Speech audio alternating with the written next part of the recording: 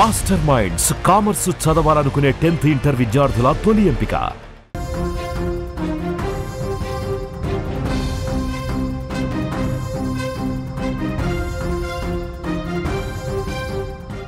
మరో big breaking news చూస్తున్నాం. America జోక్యంతో Iran సంచలన నిర్ణయం తీసుకుంది.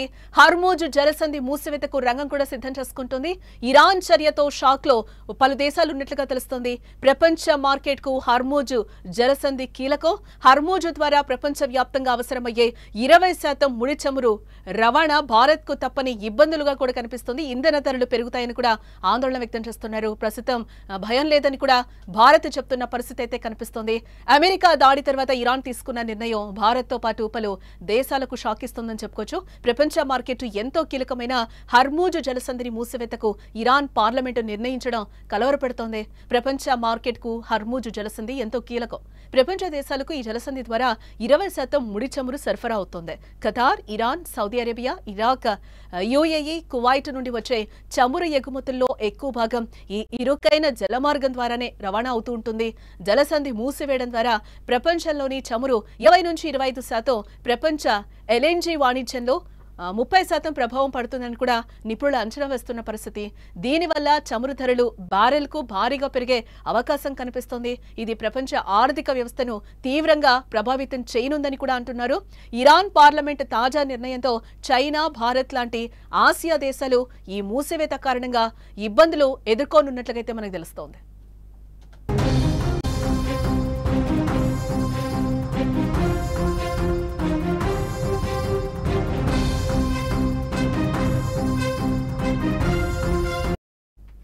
భారతదేశానికి హర్మూజ్ జలసంధి చాలా ముఖ్యమైనది. మన దేశం దిగుమతి చేసుకుంటున్న మొత్తం దిగుమతి 5.5 మిలియన్ బ్యారెళ్లలో రోజుకు 2 మిలియన్ బ్యారెళ్ల ముడి చమురు హర్మూజ్ జలసంధి ఇరుకైన జలమార్గం ద్వారానే రవాణా అవుతోంది. అయితే హర్మూజ్ జలసంధి మూసివేసిన భారత్ కు ఇబ్బంది లేదని కేంద్ర ప్రభుత్వం చెప్తోంది. ఆయిల్ సరఫరాపై భయం లేదు, చాలా నిల్వలు ఉన్నాయని కేంద్ర పెట్రోలియం, సహజ వాయు మంత్రి హర్దీప్ సింగ్ పూరి అంటున్నారు. చమురు మార్కెటింగ్ కంపెనీలకు వారాలకు సరిపడా సరఫరాలు ఉన్నట్టుగా కూడా ఆయన వివరించడం జరిగింది. రష్యన్ చమురు హర్మూజ్ జలసంధి నుంచి కాకుండా సూయజ్ కాలువ, కేఫ్ ఆఫ్ గుడ్ హోప్ లేదా పసిఫిక్ మహాసముద్రం ద్వారా వస్తుంది. ఇటు అమెరికా, పశ్చిమాఫ్రికా, లాటిన్ అమెరికన్ ప్రవాహాలు కూడా బ్యాకప్ ఆప్షన్లుగా ఉండడంతో భారత్ కు కొన్ని రోజులు ఎలాంటి ఇబ్బంది కూడా లేకపోవచ్చు అని అంటున్నారు. ఎలాంటి ఇబ్బంది లేకుండా ఇంధన దిగుమతులకు ప్రత్యామ్నాయ మార్గాలను కూడా అన్వేషిస్తోంది. అయితే ఇది తాత్కాలికంగా ఊరటనిచ్చిన యుద్ధం మరిన్ని రోజులు కొనసాగితే మాత్రం ఇండియాపై తీవ్ర ప్రభావం ఉండొచ్చని కూడా నిపుణులు చెప్తున్న పరిస్థితి కనిపిస్తుంది. ఇక ఇదే అంశానికి సంబంధించిన మరింత సమాచారాన్ని మా సీనియర్ జర్నలిస్ట్ విజయ్ అందించే ప్రయత్నం చేస్తారు. ఎస్ విజయ్, ఇరాన్ గత కొన్ని రోజులుగా హర్మూజ్ జలసంధిని మూసివేస్తామని కూడా చెప్తూ వస్తున్న పరిస్థితి అయితే కనిపిస్తుంది. ఈ రోజు అదే జరిగిందని అనుకోవచ్చు అంటారా? దీంతో భారత్ పై చమురు దిగుమతులు పడే అవకాశం ఉందా? ఏం జరగబోతుంది అనుకోవచ్చు అంటారు?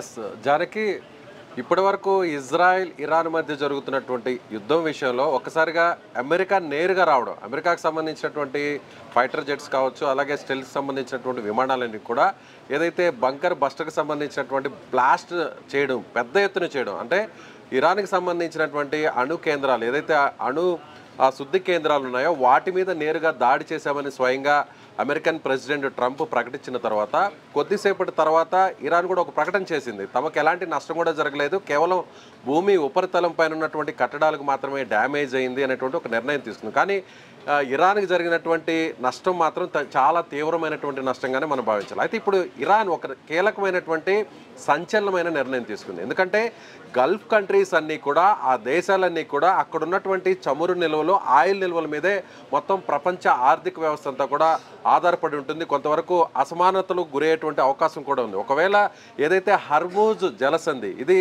ముఖ్యంగా గల్ఫ్ కంట్రీస్ సంబంధించినటువంటి ఆయిల్ రవాణా అంతా కూడా ఈ జలసంధి మీదుగానే ప్రపంచంలో ఉన్నటువంటి ఏదైతే తూర్పు ఆసియా కావచ్చు, ఆస్ట్రేలియా కావచ్చు, ఇలా ఆఫ్రికా దేశాలన్నిటికీ కూడా ఇక్కడి నుంచే ముఖ్యంగా ఆయిల్ రవాణా అంతా కూడా జరుగుతుంది. అయితే క్రూడ్ ఆయిల్ అంతా కూడా ఇక్కడి నుంచి జరిగేటువంటి క్రమంలో ఇప్పుడు ఒక్కసారిగా ఆ జలసంధిని క్లోజ్ చేస్తున్నాము అనేటువంటి ఒక నిర్ణయాన్ని ప్రకటించింది. దీన్ని పార్లమెంట్లో కూడా ప్రవేశపెట్టింది. ఈ బిల్లుని వెంటనే పార్లమెంటు కూడా, ఇరాక్ పార్లమెంటు ఆమోదించింది. అయితే ఇప్పుడు ముఖ్యంగా ఇక్కడ జరుగుతున్నటువంటి జల రవాణా చూస్తే ప్రపంచ దేశాలన్నిటికి సంబంధించినటువంటి ఆయిల్కి సంబంధించిన రవాణా అంతా కూడా, సహజ వాయువుకు సంబంధించినటువంటి రవాణా అంతా కూడా ఈ మార్గం గుండా దాదాపుగా 20 నుంచి 30% ప్రపంచానికి సంబంధించిన అన్ని దేశాలకు సంబంధించినటువంటి ఆయిల్ రవాణా అంతా ఈ మార్గం గుండా వెళ్తుంది.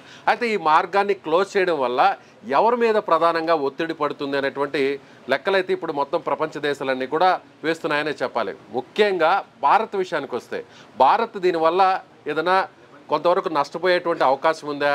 ఒకవేళ నిల్వలు ఎక్కువగా లేని సమయంలో ఈ దేశం మీదే ముఖ్యంగా ఇరాన్ నుంచి వచ్చేటువంటి అంటే ఈ మార్గం నుండి ఏదైతే గల్ఫ్ కంట్రీస్ వచ్చేటువంటి ఆయిల్ ఒకవేళ రవాణా ఆగిపోతే మన దగ్గర ఉన్నటువంటి చమురు నిల్వలు తగ్గిపోతే దాని ప్రభావం మన ఆర్థిక వ్యవస్థ మీద ముఖ్యంగా ఆయిల్ ధరలు పెరగడం మీద ఏమన్నా ఆధారపడి ఉందా అని ఒకసారి మనం విశ్లేషణ చేసే ప్రయత్నం చేస్తే కొంతవరకు మాత్రమే ఆ ప్రభావం ఉండే అవకాశం ఉంది. ఎందుకంటే మోడీ తీసుకున్నటువంటి కొన్ని సంవత్సరాల కిందట ఆయన తీసుకుంటూ వస్తున్నటువంటి నిర్ణయాలే ఇవాళ మనల్ని సేఫ్ ప్లేస్లో ఉన్నాయని ఖచ్చితంగా చెప్పవచ్చు. ఎందుకంటే గతంలో కూడా మనం గల్ఫ్ కంట్రీస్ మీదే ప్రధానంగా ఆయిల్కి సంబంధించినటువంటి రవాణా మీద ఆధారపడినటువంటి పరిస్థితి. ముఖ్యంగా యుఏఈ కావచ్చు, ఇరాన్ కావచ్చు, అలాగే సౌదీ అరేబియా కావచ్చు, ఇలాంటి దేశాల నుంచి మనం దిగుమతి చేసుకుంటూ వస్తున్నాం. అయితే ఇప్పుడు ఈ దేశాలకు సంబంధించినటువంటి ఆయిల్ రవాణా అంతా కూడా ఈ జల సంధి మీదనే రావాల్సినటువంటి పరిస్థితి. అంటే ముఖ్యంగా సూయిజ్ కెనాల్ ఎంత ప్రయారిటీ ఉంటుందో వరల్డ్లో ఉన్నటువంటి ఏదైతే షిప్పింగ్ ద్వారా జరిగేటువంటి ట్రాన్స్పోర్టేషన్కి ఆ తర్వాత ఈ హర్మూజ్ కెనాల్ అనేది కూడా చాలా కీలకమైనటువంటి జలసంధిగా చెప్పవచ్చు. అయితే ఈ జలసంధి ఇప్పుడు క్లోజ్ చేయడం వల్ల భారతదేశం కంటే కూడా ఆస్ట్రేలియా ముఖ్యంగా చైనా మీద దీని భారం ఎక్కువ పడే అవకాశం ఉంది. దాదాపు చైనాకు సంబంధించి అంటే మన ఇండియాకు సంబంధించి కేవలం 15% ఆయిల్ రవాణా మాత్రమే ఇక్కడి నుంచి జరుగుతుంది. మిగిలినటువంటి ఆయిల్ రవాణా అంతా కూడా సౌదీ అరేబియా నుంచి డైరెక్ట్గా ఇరాక్ వరకు కూడా మనకు ఒక సపరేట్ పైప్ లైన్ కూడా ఉంది.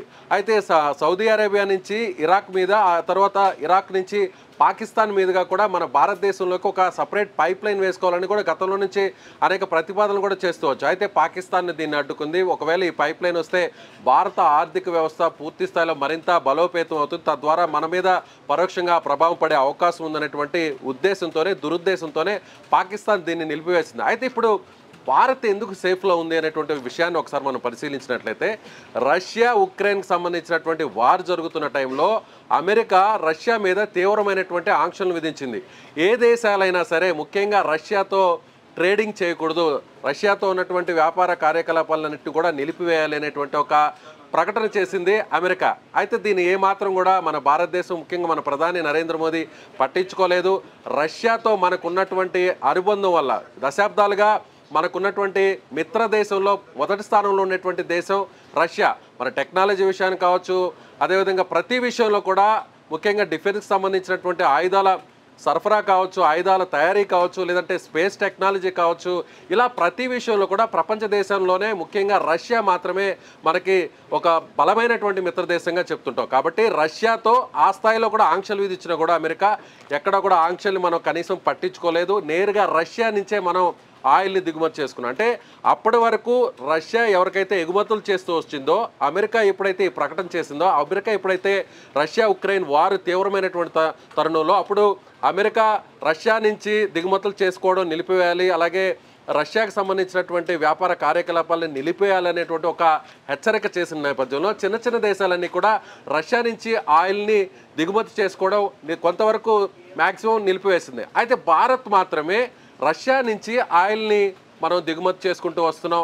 మునుపటి కంటే కూడా అంటే గల్ఫ్ కంట్రీస్ కూడా ముఖ్యంగా ఏదైతే ఇప్పుడు మనం చెప్తున్నటువంటి ఇస్లామిక్ కంట్రీస్ ముఖ్యంగా ఆయిల్ నిక్షేపాలు ఎక్కువ ఉన్నటువంటి దేశాలు, ఈ దేశాల నుంచి మనం చమురుని దిగుమతిని చేసుకునేటువంటి స్కేల్ని కొంతవరకు తగ్గించామనే చెప్పాలి. ఇప్పుడు రష్యా నుంచి నిల్వలను మనం ఆయిల్ రవాణాని ఎక్కువ శాతం చేసుకుంటున్నాం. కాబట్టి ఇప్పుడు హర్మూజ్ జలసంధి క్లోజ్ అయినా కూడా భారతదేశం మీద ముఖ్యంగా సామాన్యుడి మీద ఈ భారం పడే అవకాశం ఎంతవరకు ఉంది అనేది ఇప్పుడు మొత్తం ఆర్థిక నిపుణులందరూ కూడా అంచనా వేస్తారు. కొంతవరకే పెరిగే అవకాశం ఉంది, అది కూడా 2 నుంచి 3 రూపాయలు మాత్రమే పెరిగే అవకాశం ఉంటుంది. పెట్రోల్ ధరలు కావచ్చు, లేదంటే డీజిల్ ధరలు కావచ్చు, లేదంటే ఏదైతే గ్యాస్కి సంబంధించినటువంటి ధరలు కూడా.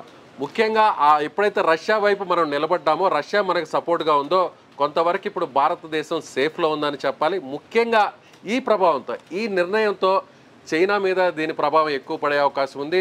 దీనివల్ల అంటే ఇప్పుడు ఇరాక్ తీసుకున్నటువంటి ఈ నిర్ణయంతో అమెరికా ఎలా స్పందిస్తూ చూడాల్సినటువంటి పరిస్థితి. ఎందుకంటే అమెరికా ఇప్పటి వరకు ఏదైతే బాంబింగ్ జరిగిన తర్వాత, ఏదైతే న్యూక్లియర్ స్టేషన్స్ మీద అటాక్ జరిగిన తర్వాత చాలా గర్వంగా ఆ విషయాన్ని ట్రంప్ ప్రకటించుకున్నారు. ఆ తర్వాత ఎక్కడా కూడా భయపడకుండా ఇరాన్ ఇలాంటి నిర్ణయం తీసుకుంది. ఇప్పుడు డైరెక్ట్గా రష్యా ఒకవేళ రంగంలో దిగి, ముఖ్యంగా చైనా మీద దీని ప్రభావం పడుతుంది కాబట్టి చైనా ఏం నిర్ణయం తీసుకుంటుంది? ఇప్పటి వరకు చైనా ఇరాన్కి పరోక్షంగా సపోర్ట్ చేస్తూ వస్తుంది, ఎక్కడా కూడా ప్రత్యక్షంగా చైనా సపోర్ట్ చేయలేదు.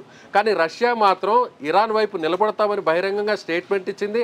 అవసరమైతే కొన్ని ఆయుధాలను కూడా తాము ఇవ్వడానికి సిద్ధంగా ఉన్నామని కూడా చెప్తుంది. మరోవైపు ఇరాన్ కూడా ఒక ప్రకటన కూడా చేసింది, రష్యా కూడా గతంలో ఒక ప్రకటన కూడా చేసింది. అవసరమైన సమయంలో, కీలకమైనటువంటి సమయంలో, అత్యవసరమైనటువంటి సమయంలో, ఇరాక్కి చివరి నిమిషం ఉన్నటువంటి సమయంలో తాము న్యూక్లియర్ వెపన్ని కూడా ఇరాక్ ఇవ్వడానికి సిద్ధంగా ఉన్నాము అంటూ రష్యా ఒక స్టేట్మెంట్ ఇచ్చింది. ఆ స్టేట్మెంట్ని మనం ఒకసారి పరిశీలించినట్లయితే ఇప్పుడు ఇలాంటి సమయంలో ఒకవేళ రష్యా కానీ న్యూక్లియర్ వెపన్ని కానీ ఇరాక్ ఇస్తే దాన్ని ఇజ్రాయెల్ మీద కానీ ఒకవేళ ప్రయోగిస్తే ఇది ఖచ్చితంగా 3వ ప్రపంచ యుద్ధానికి దారి తీసేటువంటి అవకాశం ఉంది. ఇప్పటి వరకు కూడా ఇరాన్, ఇజ్రాయెల్ ఈ 2 దేశాల మధ్య యుద్ధం జరుగుతున్నా అందులో నేరుగా అమెరికా ఇప్పుడు జోక్యం చేసుకొని ఆ దేశాల మీద నేరుగా ఫైటర్ జెట్స్ ద్వారా బాంబింగ్ చేసినా కూడా ఇప్పటి వరకు కూడా మిగిలినటువంటి దేశాలన్నీ కూడా కాస్త ప్రశాంతంగా ఉండడానికి కారణం వాళ్ళ ఆర్థిక వ్యవస్థ మీద ఎక్కడ కూడా భారం పడినటువంటి పరిస్థితి. ఈ యుద్ధాలన్నీ కూడా జానికి ఒకే విషయం చెప్పాలి, ఇప్పుడు జరుగుతున్నటువంటి యుద్ధాలన్నీ కూడా చూస్తే ఆయా దేశాలు కంటే ముఖ్యంగా వాళ్ళ సొంత దేశాలు కలిగేటువంటి ప్రయోజనం ఏంటి, నష్టం ఏంటి, వీటిని ఎక్కువగా ముందు అందరూ కూడా క్యాలిక్యులేట్ చేస్తారు. ఇలా చూసినటువంటి పరిస్థితుల్లో ఇది అమెరికాకి ఈ నిర్ణయం కొంతవరకు కలిసి వస్తుందా లేదంటే నష్టం కలిగిస్తుందా అనేది ముందు మనం అంచనా వేయాలి. ఎందుకంటే ఇప్పుడు అమెరికా ట్రంప్ ఎప్పుడైతే మళ్ళీ తిరిగి 2వసారి అధ్యక్షుడయ్యాడో ట్రంప్ తీసుకుంటున్నటువంటి వాణిజ్యపరంగా ఆయన తీసుకుంటున్నటువంటి నిర్ణయాలన్నీ కూడా మొత్తం ప్రపంచ దేశాలకు సంబంధించినటువంటి ఆర్థిక వ్యవస్థల మీద కొంతవరకు ప్రతికూలంగా మారుతున్నటువంటి పరిస్థితులు కనిపిస్తున్నాయి. అయితే చైనా ఒక నిర్ణయం తీసుకుంది, చైనాకు వ్యతిరేకంగా ఆంక్షలు పెట్టడం జరిగింది. అయితే ఇప్పుడు అమెరికా ఏం చెప్తుందంటే, సో ఒకవేళ ఈ కెనాల్ని క్లోజ్ చేశారు కాబట్టి, ఈ జలసంధిని క్లోజ్ చేశారు కాబట్టి, హర్ముజ్ జలసంధిని, అమెరికానే డైరెక్ట్గా ఇప్పుడు రంగంలోకి వచ్చి మిగిలినటువంటి దేశాలన్నీ కూడా ఆయిల్ను తాము అమ్ముతాము, మా దగ్గర నుంచి ఆయిల్ని కొనుగోలు చేయండి అంటూ కూడా ఇప్పుడు ఒక వక్ర బుద్ధిని ఇప్పుడు అమెరికా తెర మీదకి తీసుకొచ్చేటువంటి అవకాశం ఉంది. సో ఇప్పుడు ఇరాన్ తీసుకున్నటువంటి ఈ నిర్ణయం వల్ల అమెరికాకు ప్రయోజనం కలిగితే మాత్రం అమెరికా వెయిట్ అండ్ సీ అనేటువంటి ధోరణిలో ఉంటుంది. అయితే దీని ప్రభావం తీవ్రంగా చైనా మీద పడుతుంది కాబట్టి చైనా ఒకవేళ ప్రత్యక్షంగా రంగంలోకి దిగితే మాత్రం ఉద్రిక్త పరిస్థితులు పెరిగే అవకాశం ఉంది. 3వ ప్రపంచ యుద్ధానికి కూడా దారి తీసేటువంటి అవకాశం ఉంది. ఇందులో ఒక్క విషయం అయితే మాత్రం మనం ఖచ్చితంగా చెప్పవచ్చు, రష్యా దగ్గర నుంచి గత కొన్ని నెలల కిందటే మనం కీలకమైన నిర్ణయం తీసుకొని అతి తక్కువ ధరకే మనం క్రూడ్ ఆయిల్ని కొనుగోలు చేయడం జరిగింది. క్రూడ్ ఆయిల్ని అతి తక్కువ ధరకే మనం కొనుగోలు చేసినా కూడా ఎక్కడా కూడా మన గవర్నమెంట్ ఆయిల్ రేట్స్ని డౌన్ చేయలేదు. అలాగే ప్రీవియస్గా ఉన్నటువంటి ఆయిల్ ధరలు ఎలా ఉన్నాయో ఆ ధరలను అలాగే కంటిన్యూ చేస్తూ వచ్చారు. అయితే మిగిలినటువంటి ఈ ధనాన్నంతా కూడా ఇప్పుడు మన భారతదేశం ఏం చేస్తుందంటే, ముఖ్యంగా రోడ్ల రవాణా కావచ్చు, దేశానికి సంబంధించినట్టు వేరే రంగాల మీద కూడా ఇన్వెస్ట్ చేస్తుంది. అంటే రోడ్డు మార్గాలు వాటి మీద ఇన్వెస్ట్ చేస్తూ వచ్చింది. అయితే ఇప్పుడు ఒకవేళ ఈ నిర్ణయం వల్ల, అంటే ఇరాన్ తీసుకున్నటువంటి ఈ నిర్ణయం వల్ల కొంతవరకు స్వల్పంగా రేట్లు పెరిగే అవకాశం ఉన్నప్పటికీ సామాన్యుడి మీద మాత్రం ఆ ధరల పెంపు వేసేటువంటి భారాన్ని